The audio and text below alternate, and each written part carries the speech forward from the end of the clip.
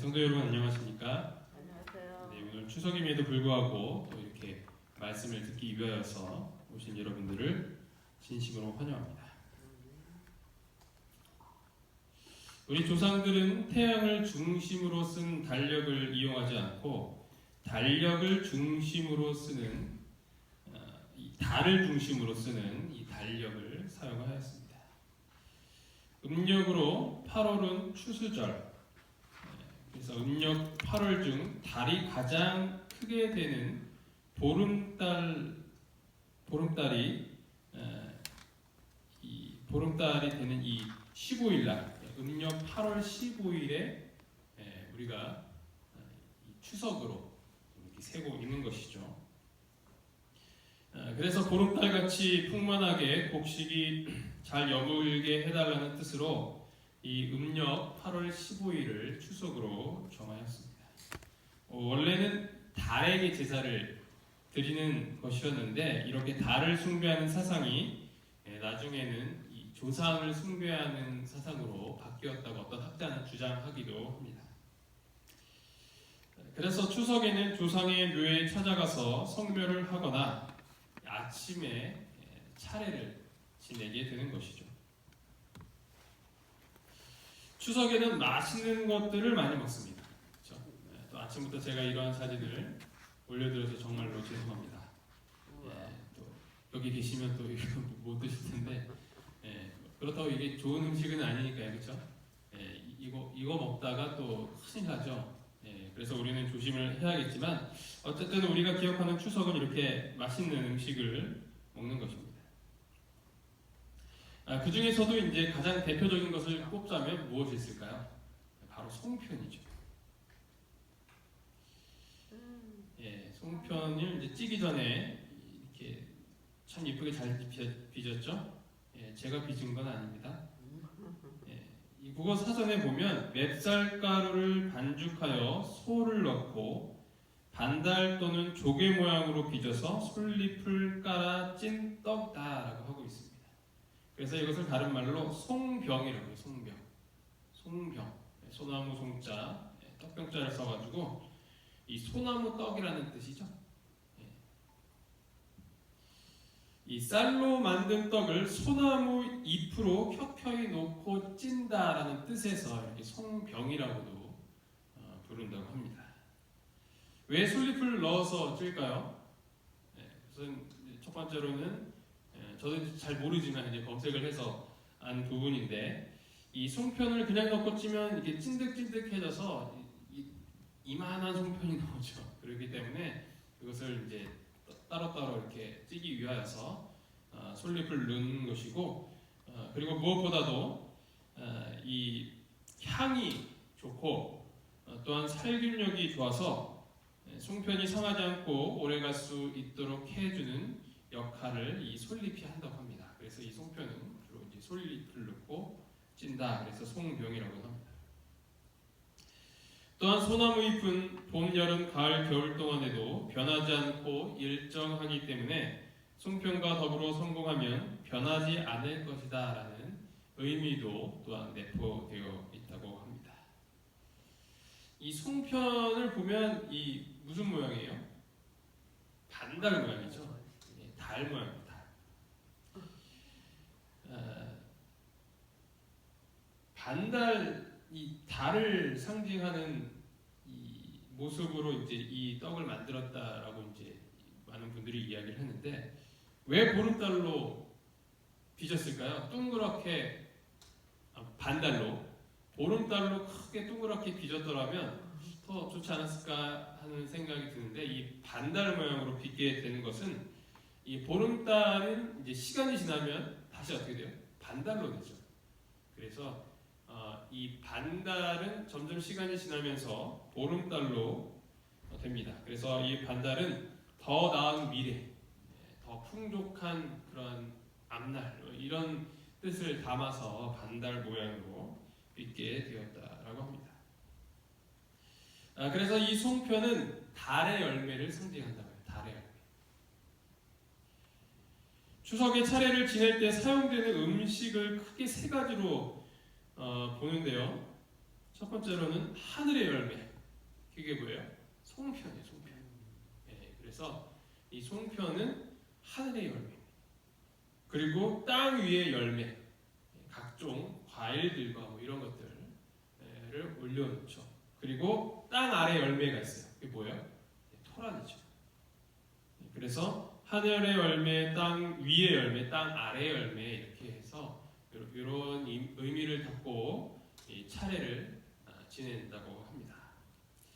그래서 이 송편은 무슨 열매냐면 하늘의 열매, 하늘의 열매. 특별한 의미를 담고 있죠.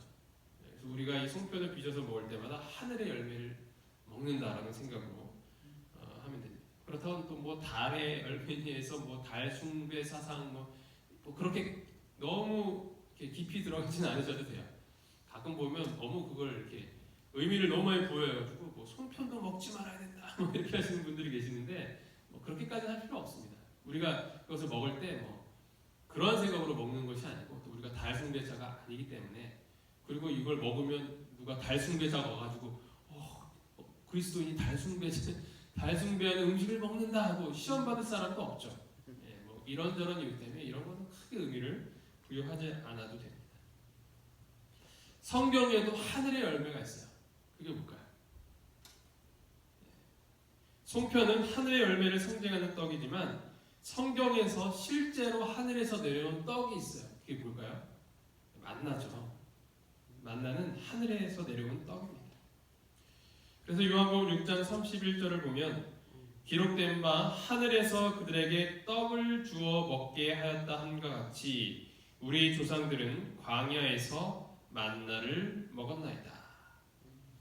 오병이어의 기적을 경험한 뒤에 무리들이 와서 예수님과 대화하던 중 예수님께서 하신 말씀, 하늘의 떡이다. 이 만나는 하늘에서 내려온 떡으로 그들은 기억을 하고 있던 것이었습니다.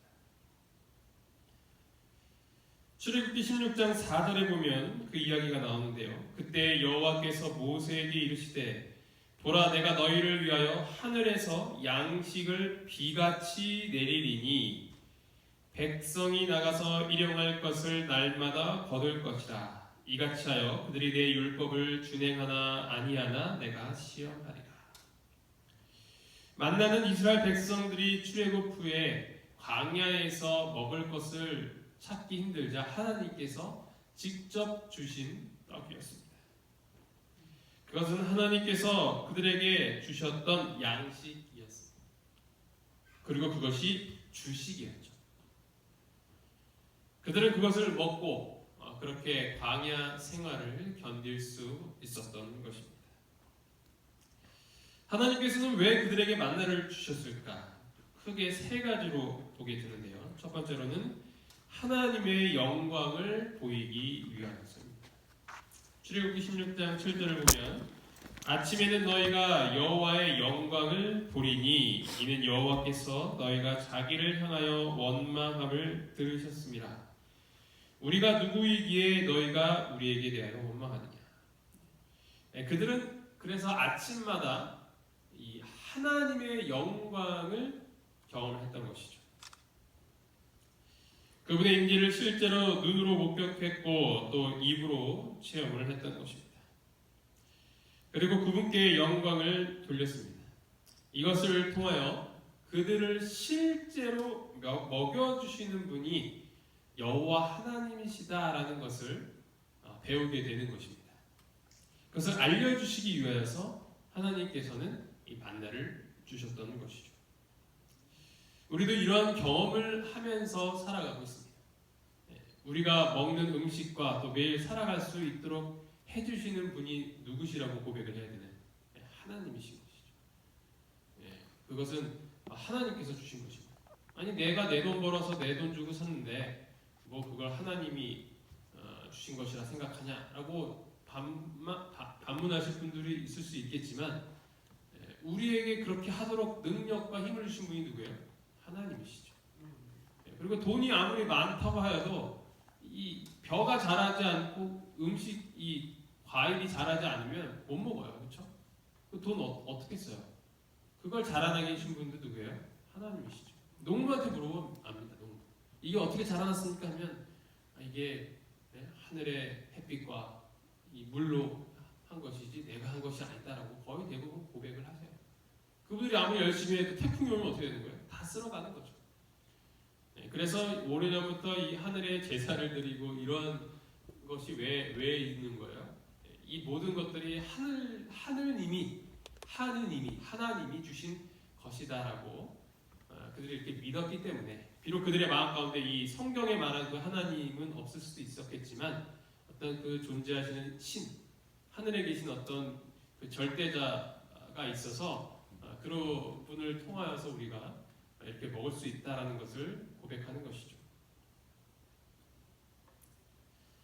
그리고 우리는 그렇게 그런 영광을 보여주신 분께 영광을 돌리면서 살아가야 하는 것입니다. 이 추석을 맞이하여서 우리 다시 한번 우리를 길러주시고 또 먹여주시는 그 하나님께 감사하는 시간이 되기를 간절히 바랍니다. 아멘. 만나를 주신 목적 세 가지 중에 두 번째는 복을 주기 위하여서입니다. 신명기 8장 16절을 보면 내 조상들도 알지 못하던 만나를 광야에서 내게 먹이셨나니 이는 다 너를 낮추시며 너를 시험하사 마침내 내게 복을 주려 하심이었느니라. 그래서 이 만나를 통해서 하나님께서 이들에게 주시기 원하셨던 것은 복이요. 크게 두 가지 복을 생각해 볼 수 있는데 육적인 복 그리고 영적인 복이죠. 광야에서 그들이 살아남을 수 있었던 것은 바로 이 육적인 복, 배고픔을 채울 수 있었기 때문에 그들은 그렇게 살아남을 수 있었던 것입니다. 그들에게 분명한 복이었어요. 그 다음에 영적인 복이죠. 그들은 또한 영적으로 살 수 있게 되었던 것입니다. 하나님을 다시 기억할 수 있었고 지난 400년 동안 잊고 지냈던 그 하나님이 그들의 삶의 주인이 될 수 있었던 것입니다. 이것이 가장 큰 목적이었죠. 아무리 배부르게 먹고 산다 하여도 영적으로 죽어간다면 아무런 의미가 없는 것입니다. 그래서 하나님께서는 이 영적인 복을 주시기 위하여서 잠시 동안 그들에게 육적인 복을 걷어가셨다라고 생각하시면 돼요. 이 애굽에서 이 배부르게 편하게 잘 살고 있었다면 하나님을 찾았을까요? 그렇지 않죠. 하나님은 이 영적인 복을 주시기 위하여서 부단히 애를 쓰시는데 저 녀석들이 그냥 나를 잊고 저렇게 그냥 배두드리며 사니까 답답하니까 어떻게 한가요? 노예로 그냥 팔아먹으시고 잠시 동안. 그러니까 어떻게 돼요? 하나님을 찾는 거죠. 왜냐하면 영적인 복을 주시기 위함인 것입니다. 이렇듯 하나님은 우리에게 복 주시기를 원하십니다. 그분이 원하시는 것은 무엇일까? 그것은 바로 하나님과 우리의 그 사이가 복을 주고 복을 받는 사이가 되기를 원하시는 거예요. 그 관계를 원하시기 때문에 하나님은 여전히 우리에게 복 주시기를 원하시는 것입니다. 그래야 우리가 영적으로 살 수 있는 것이죠. 하나님을 찾고 하나님을 의지하고 하나님께 감사하는 그러한 관계, 그런 관계를 하나님은 원하시는 거예요. 내가 뭐 숭배받기 위해서, 내가 대접받기 위해서 그러신 분이 아니라 니네들이 나를 섬기고 나 없으면 못 산다는 그런 성도로 살아가라라는 의미로 그렇게 복 주시기를 원하시는 것입니다. 그래서 예수님께서는 우리가 그분 안에 거해야 된다라고 말씀하시는 것이죠. 그냥 나한테 붙어 있으면 돼. 그러면 이 양분은 내가 빨아서 알아서 주고 너희는 알아서 열매를 맺게 되니까 그냥 나한테 붙어 있으면 돼. 내 안에 거하면 돼. 내가 너한테 마음껏 복을 주겠다라고 하시는 것이 바로 예수님의 그런 뜻인 것이죠. 따라서 우리는 하나님께 복을 구하고 복을 받는 것이 단순히 우리의 유익을 위해서가 아니라 영적으로 살기 위해서라는 그러한 개념으로 하나님께 구해야 합니다. 뭐 복만 구하고 됐으니까 땡 하고 그냥 가버리면 그건 말짱 도루묵이죠. 그렇기 때문에 하나님께서 우리에게 복을 안 주셔요. 정말 복 주시기를 원하시는 정말 하나님께서는 우리에게 많은 것을 주시길 원하시는데 그 결과가 하나님과 우리 사이의 관계가 더욱 좋아지는 그 순간이 되는 것을 아시게 되면 당연히 우리에게 그런 것을 주시죠. 하지만 그 복 때문에 우리가 하나님을 떠나게 하는 것이라면 하나님께서는 주실 이유가 전혀 없으신 것입니다. 그분께 복을 받기 위하여서 항상 그분 안에 거하며 의지할 수 있는 이 기간이 되기를 간절히 바랍니다. 아멘. 하나님께서 만나를 주신 목적 세 가지 중 마지막은 무엇일까? 말씀으로 살게 하시기 위하였습니다. 신명기 8장 3절을 보면 너를 낮추시며 너를 줄이게 하시며 또 너도 알지 못하며 내 조상들도 알지 못하던 만나를 내게 먹이신 것은 사람이 떡으로만 사는 것이 아니요 여호와의 입에서 나오는 모든 말씀으로 사는 줄을 내게 알게 하려 하심이니라. 모세가 광야 생활을 모두 마치고 가나안 땅 들어가기 전에 마지막으로 그들에게 설교를 하는 이 신명기에서 그 예전에 40년의 생활을 회상하면서 이렇게 이야기를 하는 것입니다. 사람이 떡으로만 사는 것이 아니요 여호와 입에서 나오는 모든 말씀으로 사는 것이다. 이것을 알게 해주시기 위하여서 우리에게 만나를 주셨다는 것입니다. 하늘에 떡을 내려주셨다는 것입니다. 그래서 이 하늘에서 내려온 만나는 바로 하나님의 말씀을 상징하죠. 하나님께 주시는 말씀, 우리가 그것을 먹고 살아야 한다는 것입니다. 우리가 매일 그 말씀을 먹고 살아야 돼요. 그래서 우리가 새벽에 나와서 이렇게 말씀을 먹는 것은 마치 무엇과 같아요?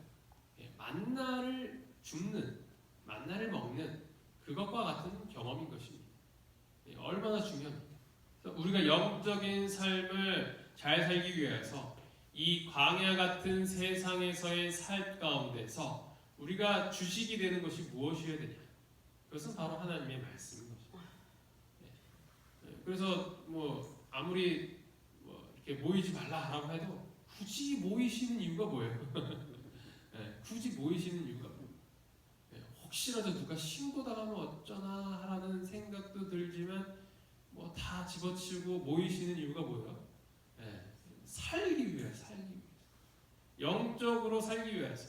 광야에서 이게 주식이니까 오시는 것입니다. 너무나도 당연한 것이죠.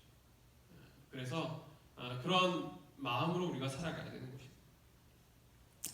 육적 배꼽시계는 기가 막히게 잘 어울려요, 그렇죠? 또 우리가 여기 삼시세끼 아주 잘 먹으면요, 다른 생활하면요, 기가 막히게 합니다. 딱 시간만 되면 꼬르륵거려요. 이 시간 놓치면 어떻게 돼요? 너무 힘들죠. 그리고 실제로 그 시간을 지나면 못 드셔요. 어디 가서 사 먹을 수도 없고, 물론 이제 그런 거 안 드시고 막 지지고 볶고 막 이상한 거 막 먹으시는 분들이 계시긴 하지만, 기본적으로 우리가 여기 있으면 이 배꼽시계는 정확합니다. 그런데 우리가 이 영적인 배꼽시계, 영적 배꼽시계는 잘 돌아가고 있는가? 우리 생각해봐야 돼요. 만약에 좀 몸이 안 좋으셔서 새벽기도에 못 나오시면 어떠세요? 오늘 말씀을 못 들어서 뭔가 좀 허전하고 그러시잖아요, 그렇죠? 여기 계시는 분들은 문제 없어요. 이 영적인 배꼽시계가 정확합니다. 하지만 이제 그렇지 않은 분들이 계셔서 문제죠. 저녁에도 막 배꼽시계가 울리면 이것저것 해드시는 분들도 계시는 반면, 그런 분들은 이제 아침에 일어나서 영적 배꼽시계가 울리겠어요? 모르죠. 있는지도 몰라요. 그래서 우리는 이러한 영적인 배고픔에 대해서 굉장히 민감하게 생각하며 살아가야 하는 것입니다. 그것을 알려주시기 위해서 하나님께서는 만나를 주신 것이죠. 우리가 말씀 없이는 하루도 살 수 없는 자라는 사실을 기억하며 매일 이렇게 영적인 만나, 말씀을 주시고 또 들으시는 우리 모두가 되기를 간절히 바랍니다. 하지만 무엇보다도 하늘에서 내려오신 참떡은 누구십니까? 바로 예수 그리스도십니다. 요한복음 6장 35절, 예수께서 이르시되 나는 생명의 떡이니 내게 오는 자는 결코 줄이지 아니할 터이요 나를 믿는 자는 영원히 목마르지 아니하리라. 예수님께서는 당신이 생명의 떡이라고 말씀하셨어요. 내가 떡이야. 내가 하늘에서 내려온 참 떡이다라고 말씀하시는 거죠. 그분 때문에 우리가 이렇게 살 수 있게 되는 것입니다. 하이투석에 보면 그의 살을 먹고 그의 피를 마신다는 뜻은 그분을 하늘이 보내신 교사로 받아들이는 것을 말한다. 그래서 진짜 송편은 누구신 거예요? 이 추석의 송편은 누구시냐? 바로 예수 그리스도. 우리는 송편을 먹으면서 누구를 떠올릴 수 있어요? 예수님을 떠올릴 수 있어요. 이러신 적 없으시죠? 이게 맞는 거예요. 이게 영적인 송편입니다.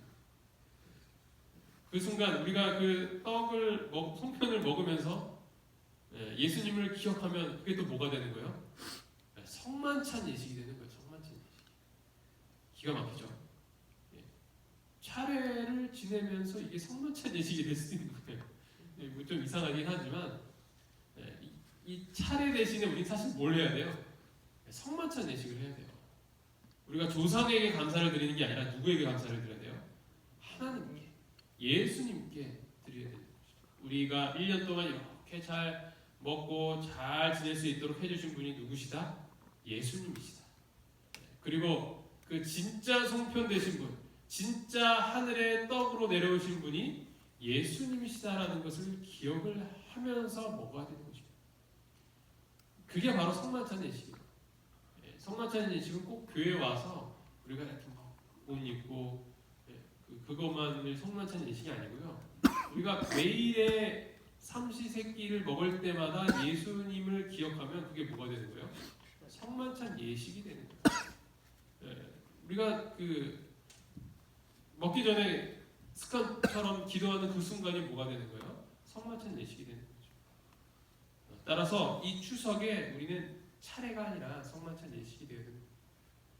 그래서 우리나라는 참 이런 문화가 이 하나님 굉장히 성서적인 게 많아요. 그렇죠? 1년 동안 이렇게 조상에게 감사를 지내는 것, 하나님께 감사, 그것이 하나님께만 연결이 되면 뭐가 되는 거예요? 성만찬 예식이 되는 거죠. 그리고 우리가 예전부터 믿어왔던 하느님이라고 하는데 그 하느님이 결국 누구를 얘기했던 거죠? 하나님이신 하나님. 잠시 재밌는 얘기 드리면 이 하나님이냐 하느님이나 똑같은 말인 건 아셔야 돼요. 이 문자적으로. 이 하나님도 하늘님이는 뜻이에요. 한 분이셔서 하나님이 아니라 하늘에 계신 그 하느님, 그게 하나님이라고 합니다.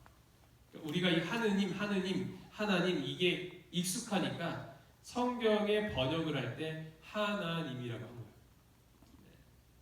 근데 알라 이렇게 하면 좀 이상하잖아요, 그렇죠?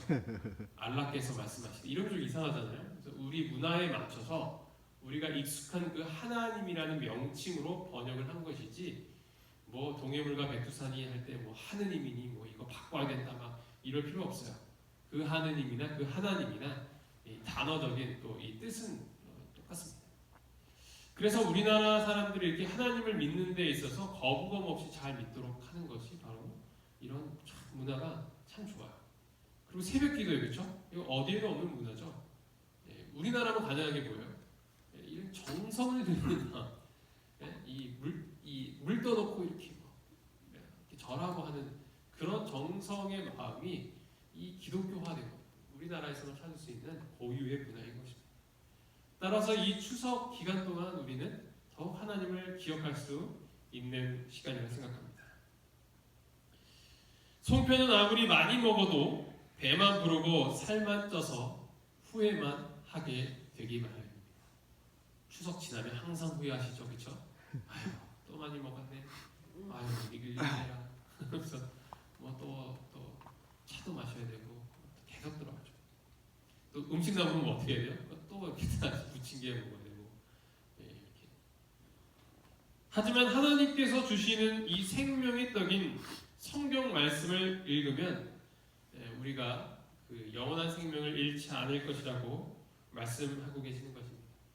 그리고 아무리 먹어도 과식하지 않는, 항상 부족한, 더 우리의 영적인 삶이 풍족해지는 것이 무엇이냐? 바로 하나님의 말씀인 것입니다. 이 시간에 하나님께서 주시는 이 참떡을 많이 먹고 또 생명을 얻을 수 있는 오늘 이 추석이 되기를 간절히 바랍니다. 아멘. 그리고 추석을 맞이하여 우리로 하여금 많은 곡식을 얻도록 도움을 주신 조상님께 감사드리는 것이 아니라 하나님께 감사할 수 있는 오늘 하루가 되기를 간절히 바라면서 말씀을 마치도록 하겠습니다. 기도하시겠습니다. 하늘에 계신 하나님 아버지, 오늘 저희가 이 추석을 통하여서 다시 한번 예수님을 기억할 수 있도록 도와주시니 참으로 감사합니다. 진짜 송편되신 분인 예수님을 오늘 다시 한번 기억하면서 하늘에서 내려오신 참떡 대신 생명의 떡 대신 예수님을 묵상하며 제가 예수님을 우리 삶의 참 교사로 또 구원자로 생각하며 살아갈 수 있도록 인도하여 주시옵소서. 아멘. 오늘 추석입니다. 비록 가족과 함께 시간을 보내지 못하고 또 고향에도 내려가지 못하는 그런 안타까운 상황이지만 그럼에도 불구하고 이 시간을 통하여서 저희가 더욱 가족을 뒤돌아보고 우리의 신앙을 되돌아볼 수 있는 시간이 될 수 있도록 인도하여 주시옵소서. 이 아멘. 모든 말씀 예수 그리스도의 이름으로 간절히 기도합니다. 아멘.